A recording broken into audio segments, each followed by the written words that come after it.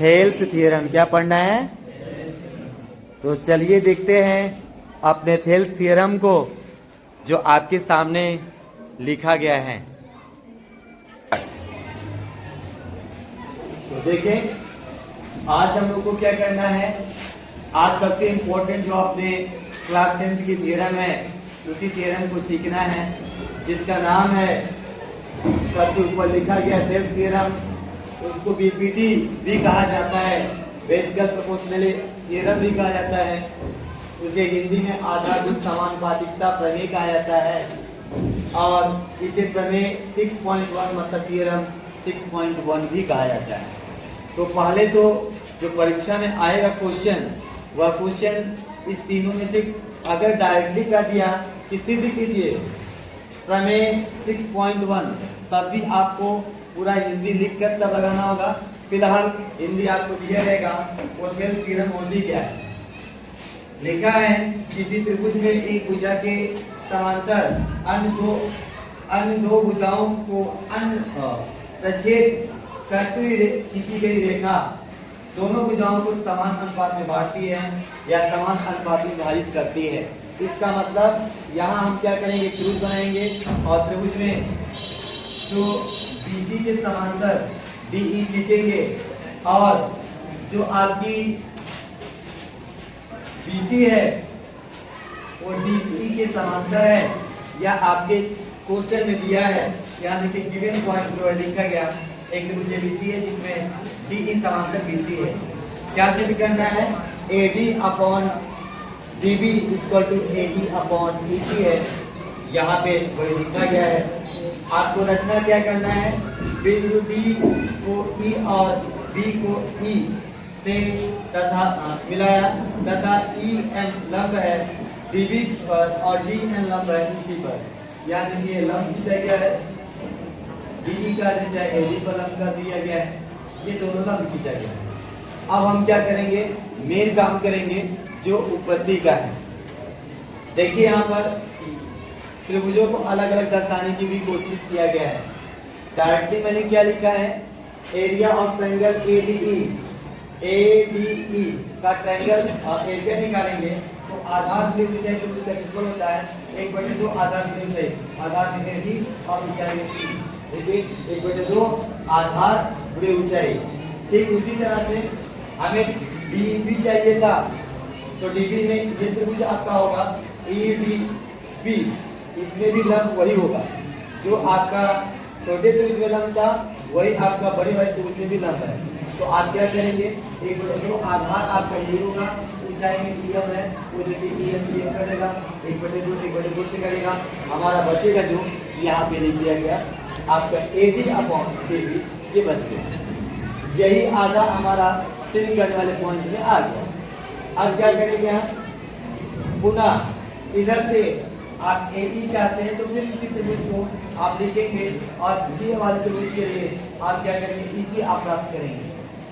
अब क्या किया गया है, दोनों का एरिया अपॉन में कर दिया गया है। अपॉन में क्यों किया गया है, अपॉन में इसलिए किया गया है क्योंकि हमें भुजाओं को अनुपात में चाहिए, बटे में चाहिए। तो 1/2 आधार की ऊंचाई करके ये भी लगाया गया, दोनों कट गया, हमारा क्या बच गया, AE अपॉन EC बच गया। अब ध्यान दीजिए राइट हैंड साइड हमारा आ गया है, लेफ्ट हैंड साइड दोनों इक्वेशन का इक्वल हो जाए तो हमारा काम हो जाएगा। तो आप देखेंगे लेफ्ट हैंड साइड में ये जो लिखा गया पॉइंट ये आपस में बराबर है, दोनों का एरिया बराबर है। नीचे वाला पॉइंट मतलब आधार को बराबर करना है, तो आधार भी आपस में बराबर होता है। कैसे बराबर होता है, एरिया ऑफ DE और एरिया ऑफ DEC आपस में बराबर होता है। इक्वेशन नंबर 3 लिख दिया गया। और दो समांतर रेखाओं और समान एक भी आधार पर बने त्रिभुजों का क्षेत्रफल आपस में बराबर होता है। आप ध्यान देंगे यहाँ पर आपका आधार है, इसी आधार पर यह त्रिभुज बना है और इसी आधार पर इधर वाला भी त्रिभुज बना है और दोनों रेखाएं समांतर हैं। दो समांतर रेखाओं और एक आधार पर बने त्रिभुजों का क्षेत्रफल आपस में बराबर होता है, ये रूल्स होता है। और दोनों त्रिभुज क्षेत्रफल आपस में बराबर हो गया तो अब आप क्या करेंगे, हम इक्वेशन नंबर 1, 2 और 3 को देखेंगे तो इक्वेशन नंबर 1 एज इट लिखा गया है। इक्वेशन नंबर 2 में आधार के स्थान पर जो आधार आपका था उसको अब क्या कर दिया गया है, इसके बराबर, मतलब दोनों आपस में बराबर थे, उसको लिख दिया गया है। तो देखिए आपस में लेफ्ट हैंड साइड एकदम टोटल बराबर हो गया। तो लिखा कि इक्वेशन नंबर 4 और 5 की तुलना करने पर बाएं तरफ बराबर हो गया, तो दाएं तरफ आपस में बराबर हो जाएगा। Left hand side equal to right hand side, मतलब AB upon BD equal to AB upon BC, जो राइट हैंड साइड में लिखा गया था उसको लिखा गया है। यही हमें प्रूव करना था। और आप देखेंगे इस त्रिभुज में, तो यह त्रिभुज, ये बिंदु जो है AD अपॉन BB और AB अपॉन BC, यही हम लोग को सिद्ध करना था। यहाँ से हो गया। मुझे लगता है जल्दी जल्दी सीखा है तो आप देखेंगे, और ये प्रमेय कितनी इम्पोर्टेंट है आपके परीक्षा के लिए ही नहीं, लेकिन सवाल के लिए। मुझे लगता है आप देखेंगे तो आप समझ पाएंगे। Thank you for watching. तो चलिए अब हम लोग पढ़ाई कर लें। तो आज हम लोग को क्या पढ़ना है, प्रमेय 6.3 पढ़ना है। और 6.3 प्रमेय जो है, पहले उसका स्टेटमेंट देखा, यदि दो त्रिभुजों के संगत कोण बराबर हो, या दो त्रिभुजों के संगत कोण बराबर होते हैं, तो उनके संगत भुजाओं का अनुपात भी आपस में बराबर होता है, और दोनों त्रिभुज एक दूसरे के समरूप होते हैं। तो ध्यान यह देना है, सबसे पहला पॉइंट आपका गिवन पॉइंट है जो यहाँ लिखा गया है, दो त्रिभुज ABC और त्रिभुज PQR है, जिसमें संगत कोण एंगल A एंगल P के बराबर है, एंगल B एंगल Q के बराबर है, एंगल C एंगल R के बराबर है। इसका मतलब एंगल जो A है एंगल P के बराबर है, एंगल B जो है एंगल Q के बराबर है, और एंगल जो C है वो एंगल R के बराबर है। यही संगत कोण है, बराबर है। तो सिद्ध क्या करना, उनके संगत भुजाओं का अनुपात बराबर होगा। संगत भुजाओं का मतलब हो गया AB अपॉन PQ और अब equal to BC upon QR equal to CA upon QR या PR। ये यहाँ पर आपको लिखा गया है। ये हम लोग को क्या करना है, सिद्ध करना है। रचना हमने किया है, यहाँ पर एक बिंदु यम लिया गया, यहाँ पर बिंदु यम लिया गया है। यम और n लिखा गया है, बिंदु m और n इस प्रकार लिया गया है कि लिखा गया है कि AB बराबर PM और AC बराबर PN। जो AB है वो PM के बराबर है, जो AC है वह PN के बराबर है, और यम को n से मिलाया, यम को देखिए n से मिलाया। तो इतने पॉइंट को आपको क्या करना है, डायरेक्टली लर्न कर लेना है, देख लेना है, सीख लेना है। समझने और समझाने का मैटर अब शुरू होगा। सबसे इंपॉर्टेंट बात है, अगर आप 2 मिनट इसको देख लेंगे, ये सबसे बड़ी प्रमेय है। मुझे लगता है अगर ये सीख गए, इसके बाद सब आसान है। सबसे मेन और सबसे बड़ी प्रमेय यही, ध्यान से देखना है। बड़ी तो है, लेकिन अगर आप 1 से 2 मिनट इसमें चित्र पे देख लेंगे तो लिखने के केवल क्लासेस बचेंगे, बाकी सब काम इसी में हो जाएगा। इसीलिए मैंने कहा आपको वेट किया गया, और सब लोग यहाँ पे देखने की अब कोशिश करें। ध्यान दीजिए, एक दिमाग लगाना है। लिखा है कि AB अपॉन हमको PQ लाना है। यहां पे लिखा गया AB अपॉन PQ लाना है, BC अपॉन QR लाना है, AC अपॉन PR। कैसे आएगा, इधर देखिए, इधर ये जो रेखा हमने मिलान किया है, यही रेखा अगर हम लोग इस दोनों के समांतर मतलब MN को समांतर सिद्ध कर देंगे QR के, तो खेल बराबर हो जाएगा। मतलब मेन खेल क्या है, इन दोनों रेखाओं को समांतर करना, और जो समांतर होंगी तुरंत भुजाओं का आधा आधा अनुपात बराबर हो जाएगा। और आप सवाल लगाते समय जो क्वेश्चन नंबर 3 था उसमें देखे थे आप कि जो आधा आधा बराबर होता है उसको हम आधा और अपॉन टोटल का भी कर सकते हैं। और जब आप आधे के अपॉन टोटल कर लेंगे तो जो ये आधा है वो ऑलरेडी रचना से AB के बराबर है, अपने आप उत्तर आ जाएगा AB अपॉन अपने आप PQ आ जाएगा। क्योंकि जब हम आधा PM अपॉन PQ सीधे कर लेंगे तो क्या होगा, PM के स्थान पर AB लिख देंगे क्योंकि बराबर रचना के हिसाब से, तुरंत AB अपॉन क्या आ जाएगा, PQ आ जाएगा।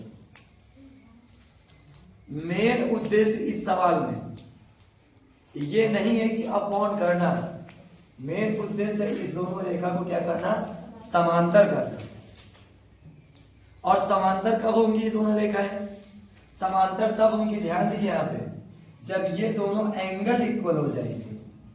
मतलब यम वाला एंगल अगर Q के इक्वल हो जाए और N वाला एंगल अगर R के इक्वल हो जाए, तो जब ये दोनों कोण बराबर होंगे मतलब इसको संगत कोण कहेंगे। और जब संगत कोण बराबर होते हैं तो दोनों रेखाएं जो होती हैं आपस में क्या होती हैं, समांतर होती हैं।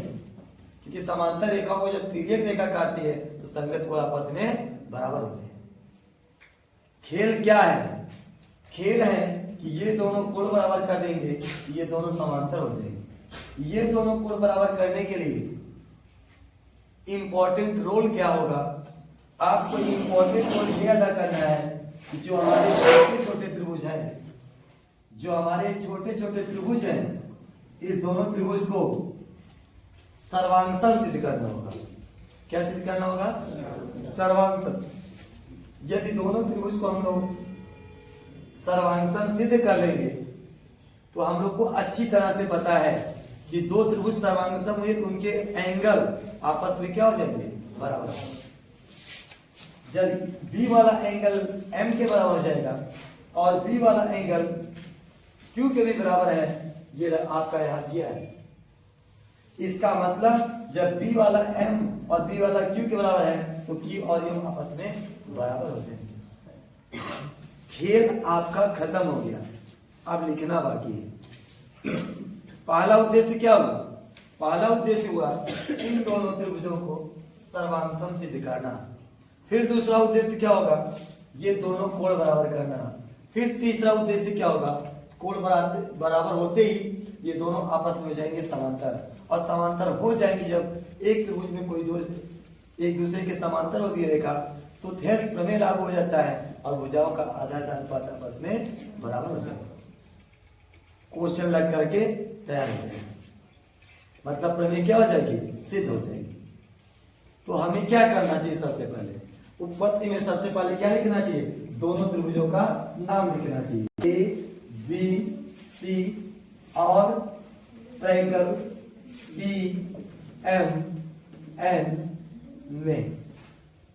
इसी दोनों त्रिभुज को हम लोग को क्या करना है, सर्वांगसम सिद्ध करना है।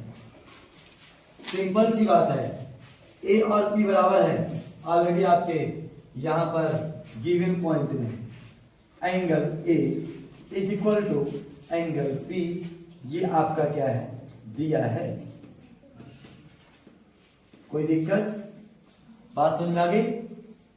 और AB बराबर है PM के, AB बराबर है PM के, और AC बराबर है PN के। ये हमारे दोनों क्या है, रचना से। रचना में देखिए आप, रचना में देखेंगे तो दोनों भुजाओं को ऐसा खींचा ही गया है जो कि आपस में बराबर है, वो लिखा गया रचना में। बात समझ में आ गई। अब एक ही जब दो त्रिभुजों में एक कोण और दो भुजाएं बराबर होती है तो दोनों त्रिभुज क्या हो जाते हैं, सर्वांगसम हो जाते हैं। तो आप क्या करेंगे, तुरंत लिख देंगे ट्रायंगल A बी सी सर्वांगसम हो जाएगा हमारा ट्रायंगल पी एम एन, और यहां पे नियम क्या लगा है, साइड एंगल साइड लगा है। अब क्या हो जाएगा, जब दोनों त्रिभुज सर्वांगसम हो गए, दोनों त्रिभुज सर्वांगसम हो गए, तो इनका जो एंगल है आपस में क्या हो जाएगा, बराबर।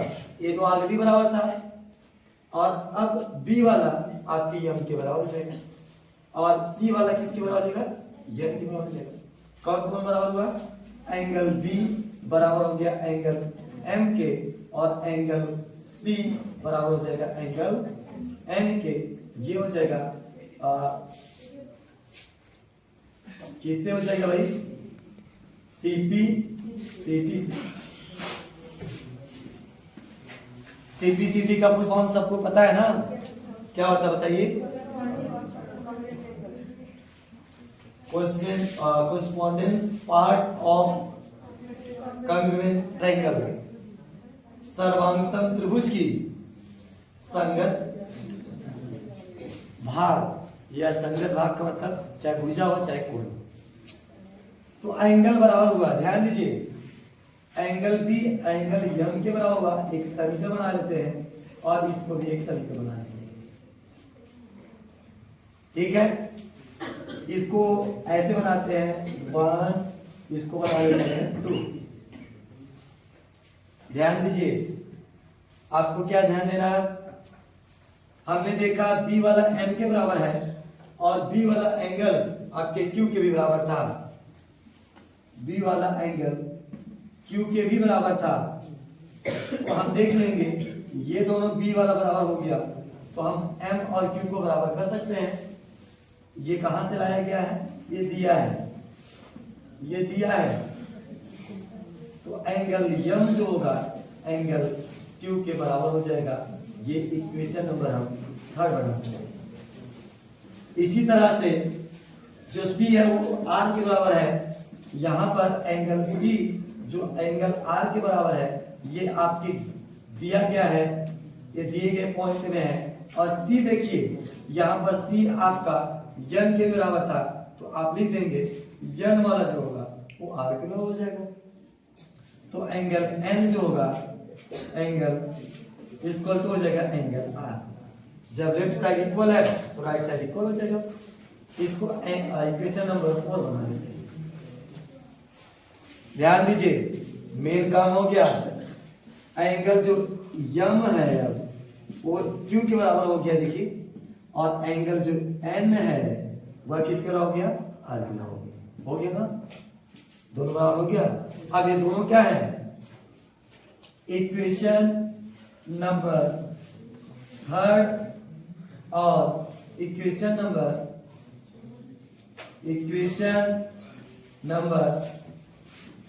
4 से लिख देने पर लिखेंगे संगत कोण बराबर है, संगत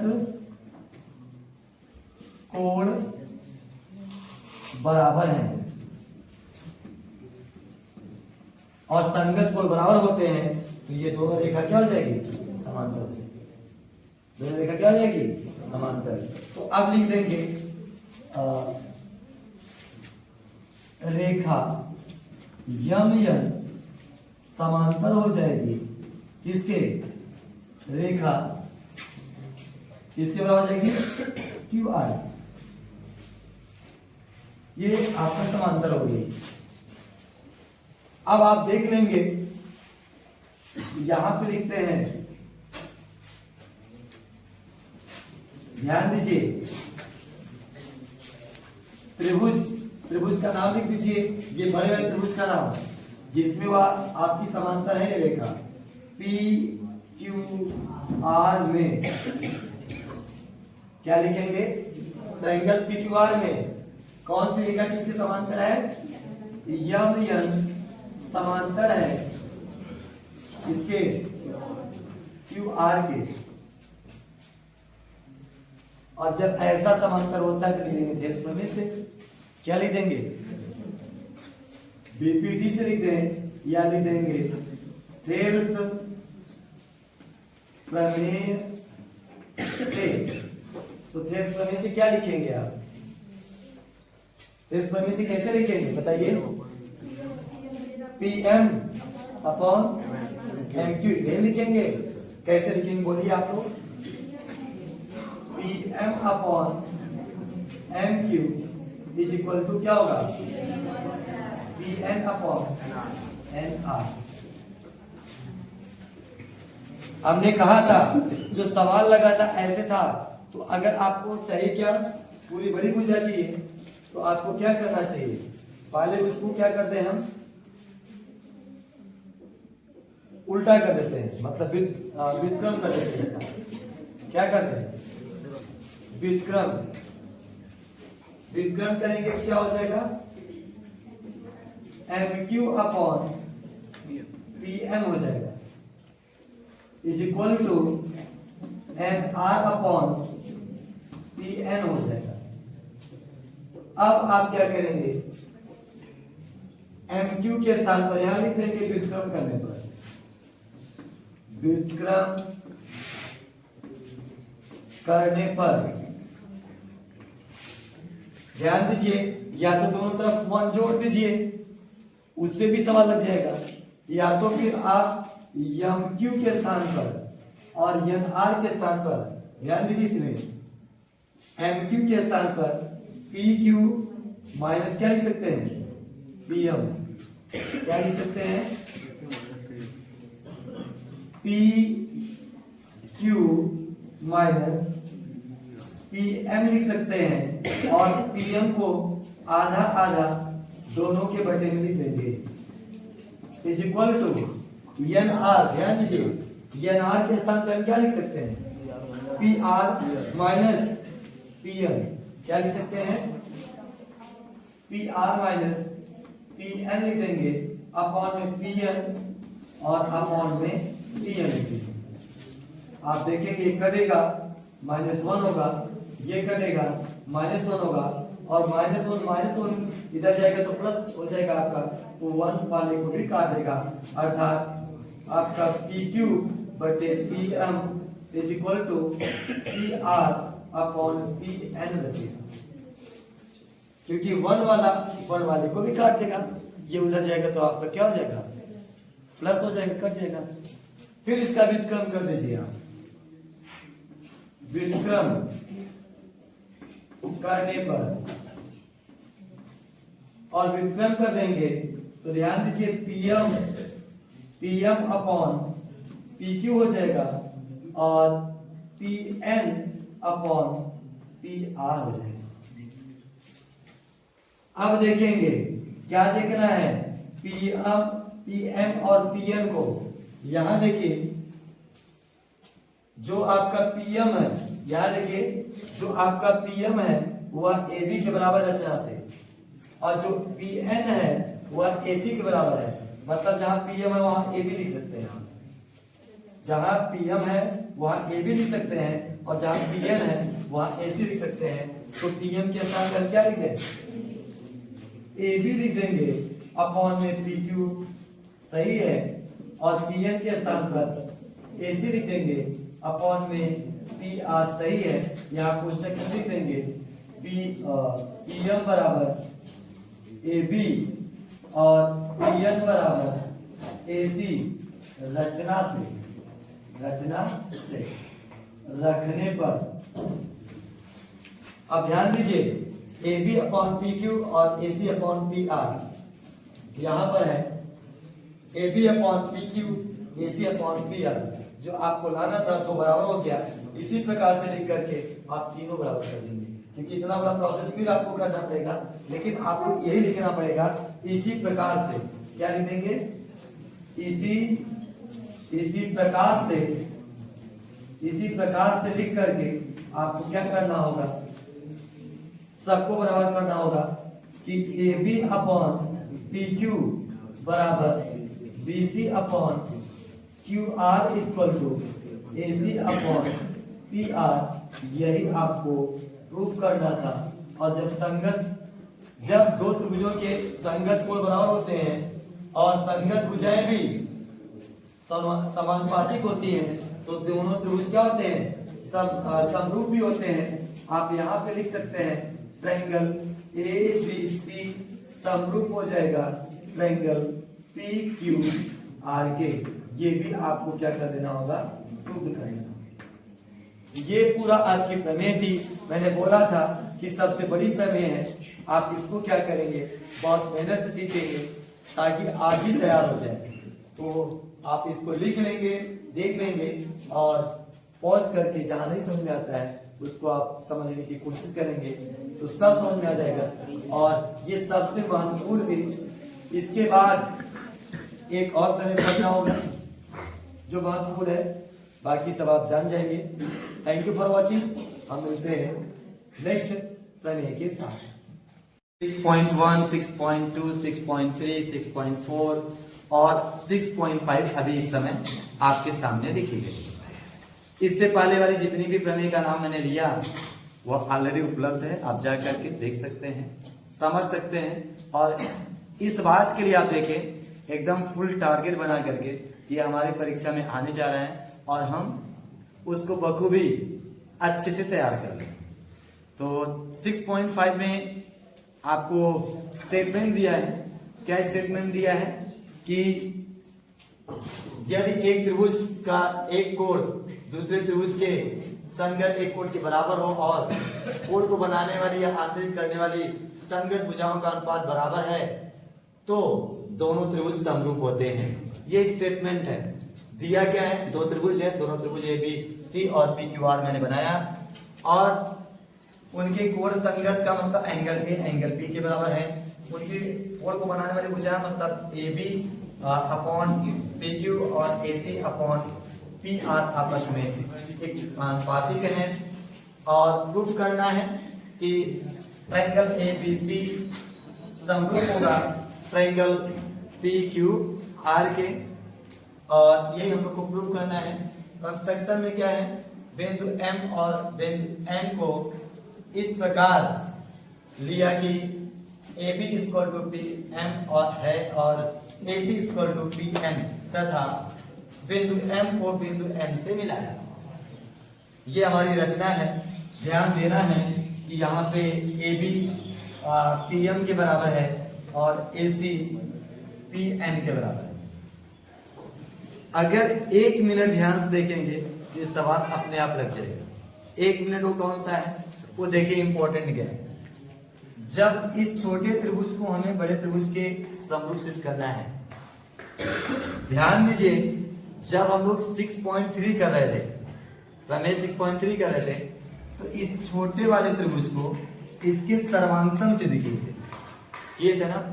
सर्वांगसम में क्या होगा, एक कोण बराबर हो जाएगा, दो भुजा बराबर है, दोनों सर्वांगसम हो जाएगा। हम लोगों ने खूब बढ़िया से पढ़ा है। क्या खूब बढ़िया से पढ़ा है कि जब कोई भी जितने इस दुनिया में सर्वांगसम त्रिभुज होते हैं सब समरूप होते हैं। जितने सर्वांगसम होते हैं त्रिभुज सभी क्या होते हैं, समरूप होते हैं। तो आपको क्या कर लेना है, तुरंत इस त्रिभुज को इसके सर्वांगसम सिद्ध करने के तुरंत बाद इस त्रिभुज को इसके समरूप भी लिख देना है। क्या लिख करके कि सर्वांगसम त्रिभुज हमेशा एक दूसरे के समरूप ही होते हैं। क्लियर। दूसरे पॉइंट में क्या करना है, दूसरे पॉइंट में अभी 6.4 वाली जो प्रमेय थी उसमें आपने क्या किया था, इस वाले त्रिभुज को, इस बड़े वाले त्रिभुज को आपने क्या किया था, समरूप सिद्ध किया था ना। छोटे वाले त्रिभुज को PMN को PQR के समरूप सिद्ध किया था ना।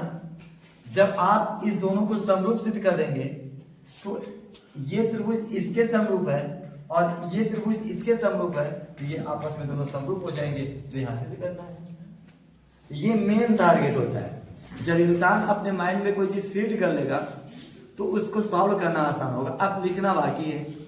तो पहला टारगेट क्या बना, दोनों को हम सर्वांगसम सिद्ध कर दें। चलिए मैं लिख देता हूं। पहले ट्रायंगल का नाम लिखूंगा, ट्रायंगल ABC और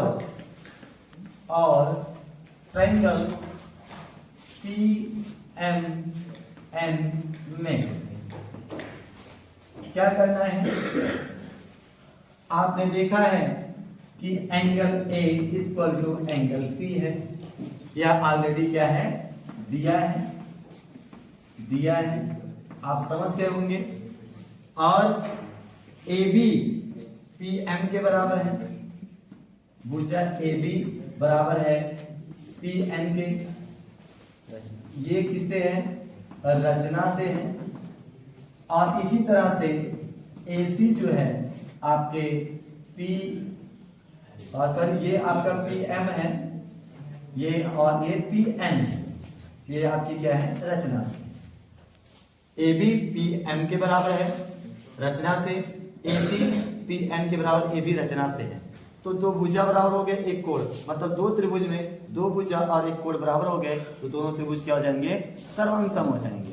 तो हम क्या लिख देंगे, लिख देंगे, इसलिए ट्रायंगल ए बी सी सर्वांग सम हो जाएगा ट्रायंगल पी एम एन के। किस नियम से, एस ए एस सर्वांग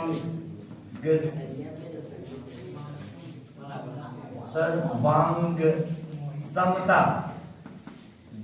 से। आप समझ गए।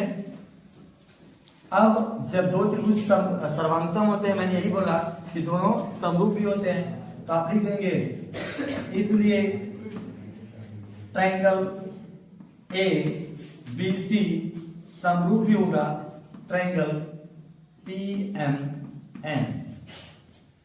अब यहां पे आप स्टेटमेंट लिख सकते हैं कि सर्वांगसम त्रिभुज हमेशा समरूप आपस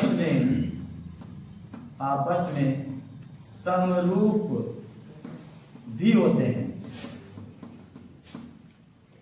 मुझे लगता है इतनी बात समझ में आ गई आपको।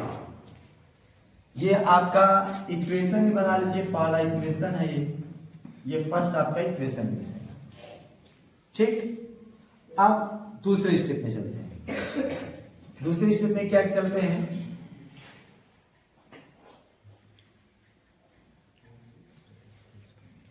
यहां पर जो गिवन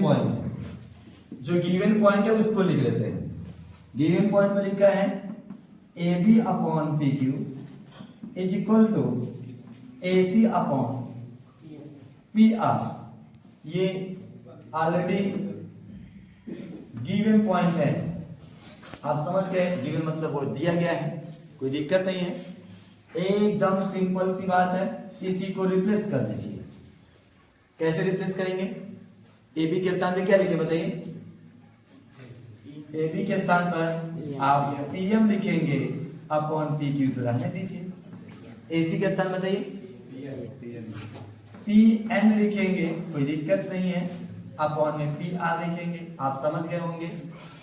अब इसमें देखिए P M upon P Q, जब ऐसा होता है, अगर आप इसको अनुपात में बराबर करना चाहते हैं, क्या करना चाहते हैं, अनुपात में बराबर करना चाहते हैं आधा आधा, तो तुरंत उसका व्युत्क्रम कर लेते हैं। ये तो आपने कई बार आपने प्रयास किया इस पर, तो इसको तुरंत व्युत्क्रम करेंगे। और जब आप व्युत्क्रम करेंगे तो आपका हो क्या जाएगा, व्युत्क्रम करने पर तो हो क्या जाएगा आपका, इसको लिखेंगे क्या, पी क्यू अपॉन में पी एम हो जाएगा और पी आर अपॉन में पी एन हो जाएगा। मुझे लगता है आप समझ गए। अब क्या करेंगे, इस पी क्यू को, जो आपका पी क्यू है, उसको आप लिख सकते हैं P M plus M Q, लिख सकते हैं ना। क्या क्या लिख सकते हैं, मैं अब इसको यहां लिखता हूं, आप ध्यान देंगे। जो आपका पॉइंट है पी क्यू के स्थान पर क्या लिखेंगे, पी एम प्लस में क्या लिखें, एम क्यू अपॉन में टोटल में क्या आएगा, पीएम आएगा ना।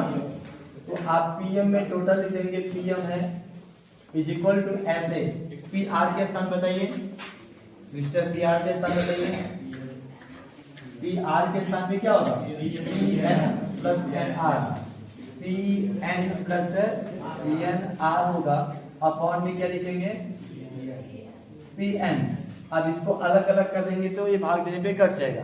कैसे कट जाएगा, आपका पी एम अपॉन में पी एम हो जाएगा प्लस एन क्यू अपॉन में पी एम हो जाएगा equal to P N upon में पी एन हो जाएगा प्लस एन आर अपॉन में कर देगा पी एन हो जाएगा। ये कटेगा तो 1 आएगा और ये भी आपका पी एन कटेगा तो 1 आएगा और ये 1 जो है 1 को भी काट देगा, जब उधर जाएगा तो आपका माइनस हो जाएगा। अब तुरंत इसको फिर व्युत्क्रम कर लीजिए क्योंकि एम क्यू नीचे आया है, व्युत्क्रम कर लेंगे तो ज्यादा अच्छा है। क्या लिख देते हैं, लिख देते हैं व्युत्क्रम करने पर। जब व्युत्क्रम आप कर देंगे तो क्या फायदा हो जाएगा, आपका पीएम अपॉन में एम क्यू आ जाएगा is equal to P N upon में एन आर आ जाएगा। ध्यान दीजिए इसमें P M upon M Q P N upon N R आ गया। जब ऐसा होता है तुरंत लिख देंगे थेल्स प्रमेय के विलोम से। क्या लिख देंगे, थेल्स प्रमेय के विलोम से। दोनों रेखाएं क्या हो जाएंगी, समांतर हो जाएंगे। यहां लिखेंगे आप थेल्स प्रमेय के विलोम, विलोम से। जब थेल्स प्रमेय के विलोम से लिखेंगे तो आपकी रेखा कौन वाली, यम एन समांतर हो जाएगी क्यू आर। और जब ऐसा हो जाता है तो आप देखेंगे दो समांतर रेखाओं को जब एक तिर्यक रेखा काटती है ये वाला कोण इसके बराबर हो जाएगा और यहाँ वाला जो कोण होगा वो इसके बराबर हो जाएगा, मतलब यम क्यू के बराबर हो जाएगा। बोलिए कौन सा कोण बराबर होगा किसके, एंगल यम बराबर एंगल क्यू के और एंगल यन बराबर हो जाएगा एंगल आर के। ये कौन से कोण हैं, संगत कोण बराबर होते हैं। ये संगत कोण हो गए, आपस में बराबर हैं। अब ध्यान दीजिए ये दोनों कोण कैसे कैसे हैं। यम जो है वो छोटे वाले त्रिभुज का है कोण और जो क्यू है वो बड़े वाले त्रिभुज का है। तो दोनों त्रिभुजों का नाम लिखेंगे तो आप देखेंगे दो कोण आपस में क्या है, बराबर है। और जब दोनों कोण बराबर हैं तो दोनों त्रिभुज आपस में क्या हो जाएंगे, समरूप हो जाएंगे। मतलब ट्रायंगल छोटा वाला बोलेंगे पी एम एन समरूप हो जाएगा ट्रायंगल पी क्यू आर के। इक्वेशन नंबर सेकेंड हो जाएगा। ये किस नियम से हुआ, एंगल एंगल समरूपता से। कौन कौन, एंगल एंगल समरूपता से। ठीक, बात यहां तक क्लियर हो गई। अब आप इक्वेशन नंबर फर्स्ट कहां है आपने देखिए तो, यस इक्वेशन नंबर फर्स्ट हमारा यहां पे है। यहां देखेंगे ट्रायंगल ए बी सी समरूप है पी एम एन के। यहां देखेंगे पी एम एन समरूप है पी क्यू आर के। तो आप इसको देखेंगे आपस में इक्वल है इक्वल ना। इसको एक बार यहां लिख भी सकते हैं, triangle equation number first P M N समरूप है ट्रायंगल ए बी सी। ये इक्वेशन नंबर फर्स्ट था। आप देखेंगे लेफ्ट साइड इक्वल है, मतलब इक्वल है समरूप है, तो राइट हैंड साइड भी आपस में क्या हो जाएगा, समरूप हो जाएगा। मतलब हम लिख सकते हैं ट्रायंगल ए बी सी समरूप हो जाएगा ट्रायंगल पी क्यू आर के। यही हम लोग को क्या करना था, प्रूफ करना था। ये आपका प्रूफ हो गया। तो मुझे लगता है आपने बात सीखा है, समझा है, ज्यादा कठिन नहीं था। ये लगभग रिपीटेड कहा जाएगा, रिपीट किया जा रहा था। और आप क्या करेंगे, इसको आसानी से लगा लेंगे। अंदर से आसान है, आप देखेंगे और कर लेंगे। थैंक यू फॉर वॉचिंग और हम मिलते हैं नेक्स्ट प्रमेय के साथ। प्रमेय 6.7 क्या हम लोग को पढ़ना आज, प्रमेय 6.7 पढ़ना है। और प्रमेय 6.7 ये वेरी इंपॉर्टेंट है, ध्यान देना क्या है। लिखा है स्टेटमेंट, किसी समकोण त्रिभुज में सबसे बड़ी भुजा का वर्ग अन्य दोनों भुजाओं के वर्गों के योग के बराबर होता है। ध्यान दीजिए, इसको और भी तरीके से क्या पूछेगा, सबसे बड़ी भुजा। सबसे बड़ी भुजा का मतलब ये भी कर सकता है इसके स्थान पर कि कर्ण का वर्ग। क्या कर सकता है, कर्ण का वर्ग अन्य भुजा के स्थान पर, अन्य भुजाओं के स्थान पर लंब और आधार भी कर सकता है। तो एक और इसका सिस्टम है, सिद्ध करने के लिए कर सकता है कि पाइथागोरस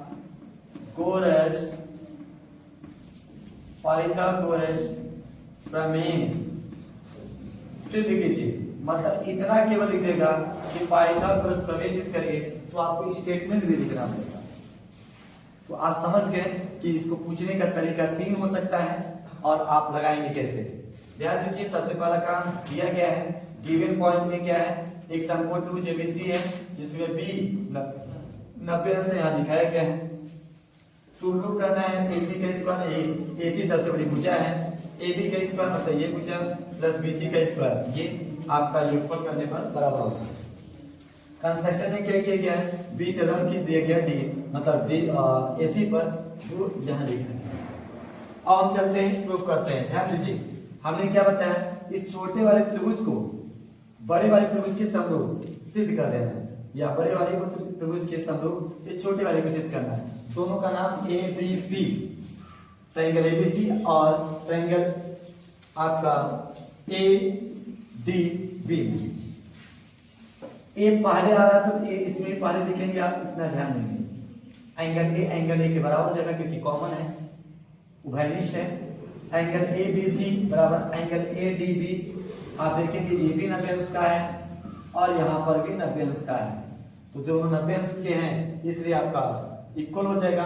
एंगल समरूपता से दोनों त्रिभुज समरूप हो जाएंगे। उनके भुजाओं का अनुपात बराबर होगा, क्यों, जब दो त्रिभुज समरूप होते हैं उनके संगत भुजाओं का अनुपात आपस में बराबर होता है। तो AB अपॉन AD हो जाएगा, BC अपॉन DB हो जाएगा और AC अपॉन AB हो जाएगा। तो हम देखेंगे हमें स्क्वायर चाहिए, हमने देखा AB अपॉन AB, ये क्रॉस मल्टीप्लाई करेंगे तो स्क्वायर हो जाएगा, इसीलिए इसी को उठा लेते हैं। तो इसको देखेंगे तो AC अपॉन AD यहाँ हो गया, AB में AB से मल्टीप्लाई करेंगे तो AB का स्क्वायर हो जाएगा। ये आपका पहला इक्वेशन हो जाएगा। ध्यान दीजिए, अगला क्या है, ट्रायंगल ABC और ट्रायंगल BDC। यहाँ देखिए BDC नीचे वाला, BDC नीचे वाला है, C लास्ट में आया है, इसकी भी लास्ट में C आना चाहिए, इतना ध्यान आप देंगे। और आप C को इक्वल कर लेंगे, उभयनिष्ठ है, और फिर दोनों एंगल B वाला और ये दोनों आपस में 90 अंश का है, आप ध्यान देंगे तो वह आपका 90 अंश लिख भी दिया गया। एंगल समरूपता से दोनों त्रिभुज क्या हो जाएंगे, समरूप। जब दोनों त्रिभुज समरूप हो जाएंगे तो उनकी संगत भुजाओं का अनुपात आपस में बराबर। तो अनुपात क्या, AB upon BD, BC upon DC और AC अपॉन BC, ये तीनों हो गया है। अब इसमें कौन सा स्क्वायर बनेगा, ध्यान देंगे तो BC का स्क्वायर बनेगा। अगर क्रॉस मल्टीप्लाई करेंगे तो हम इसको क्या करेंगे, ले लेंगे, बाकी इसकी जरूरत नहीं, इसको छोड़ देंगे। तो क्या किया गया, यहाँ पे देखिए अब दोनों का मल्टीप्लाई किया गया, cross multiply, AC upon D, AC multiply BC, यहाँ लिखा गया, BC में BC करेंगे तो BC स्क्वायर हो जाएगा। ये इक्वेशन सेकेंड हो जाएगा। मैं आपको बता दूं, अब हमको एक इक्वेशन नंबर फर्स्ट में AB का स्क्वायर मिला था, इक्वेशन नंबर सेकंड में BC का स्क्वायर मिला था। जो सिद्ध करना था दोनों का योगफल है, दोनों का योगफल है, तो सीधे सीधे पता चल गया, दोनों को जोड़ दिया जाए तो लेफ्ट हैंड साइड को देखिए लेफ्ट हैंड साइड को लेफ्ट हैंड साइड में जोड़ा गया, यहाँ लेफ्ट हैंड साइड, यहाँ लेफ्ट हैंड साइड, दोनों इधर जोड़ा गया, AB का स्क्वायर BC का स्क्वायर इधर जोड़ा गया। आप समझ गए होंगे। अब इसमें AC कॉमन लिया गया, ये जो बचा ब्रैकेट के अंदर लिखा गया, इधर वाला तो एकदम जो सिद्ध करना था वो आ चुका था। अब AD प्लस DC, आप यहाँ पे देखेंगे AD प्लस DC को हम AC लिख सकते हैं, ऑलरेडी AC आ था और AC आप यहाँ लिख देंगे, दोनों का मल्टीप्लाई कर देंगे, AC का स्क्वायर हो जाएगा, इधर AB का स्क्वायर प्लस DC का स्क्वायर ऑलरेडी था। आप समझ गए होंगे कि यहाँ पर आपको जो सिद्ध करना था, जो AC है वही आपका यहाँ पे क्या है, वही आपका कर्ण है, और AB जो है उसको आप कह सकते हैं लंब कह सकते हैं, और BC जो है वह आपका आधार है।